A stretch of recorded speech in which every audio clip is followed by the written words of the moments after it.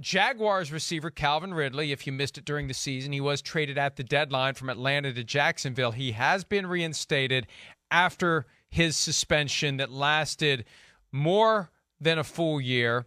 He was on the non-football injury/illness list while he was with the Falcons. He was in Florida where, I guess I don't know where he was, but wherever he was in a spot where he was in Florida because he was hurt. Gambling. Right? He was hurt.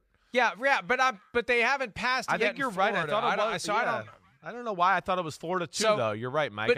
But he was legally gambling on one of the apps through one of the sports books that pays the NFL. And what they also do is they tell the NFL if one of the NFL players is, they rat on the players. They rat on their customer back to the NFL, which is how the NFL's found out about these things. It falls in their laps because they get the report that Calvin Ridley, and it was like $1,500 on a 5-team parlay, and he didn't have any inside information. I'm not making excuses for the guy because the rule is clear. You can't bet on football games, and he got suspended for a full year. And I got no problem with the NFL being vigilant about that, but they better be vigilant about all the other stuff that can happen that undermines the integrity of the game. I feel like they're just going to willingly catch someone where the sports book says, here's your evidence, gift wrapped, guy's suspended for a year, and they're going to ignore all the other more subtle ways that the integrity of the game can be undermined. That's my concern. Inside information, I don't want to say point shaving, but corrupt individuals who may be, whether it's selling information or you get a Tim Donaghy in the midst of, I want to see more concern about ferreting out those issues than just saying, Calvin Ridley, you're gone for a year. Miles Austin, you're gone for a year. I think that they believe that'll placate people who might wonder whether they're doing enough. Yeah, that's really what it is to me, is just, having some poster childs to sit there and go, hey, look, hey, we're doing the right thing. Hey, you gamble, look what we did to this guy. So they're making examples of certain children. People.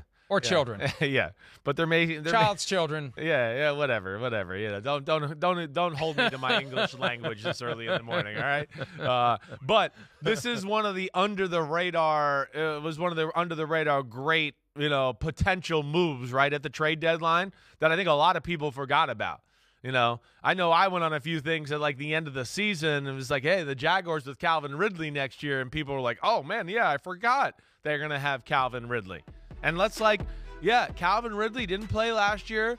He got hurt in 2021, right? I think 4 or 5 games in.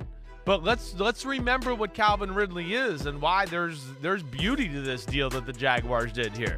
I mean, the Atlanta Falcons got rid of Julio Jones and traded him to the Tennessee Titans because they went, Calvin Ridley is the freaking man, and we're about to make him and show everybody that he is the number one target and going to explode, right? We saw that in the 2020 COVID year, and they were setting that up in 2021, and he had a little injury, and then, of course, this. But, man, you pair him with that group of what we saw towards the end of the year. Evan Ingram franchised him, which they should have done. That was a no-brainer. I mean, holy crap, Batman. They got some firepower right there. And the way the quarterback looks, how can you not be excited if you're a Jacksonville Jaguar fan?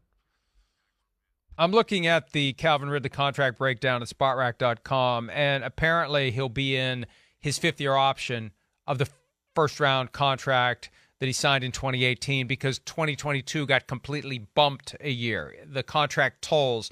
So he's due to make $11.1 million with the Jaguars in 2023, which isn't a bad payday for a guy that was out of the league for a full year.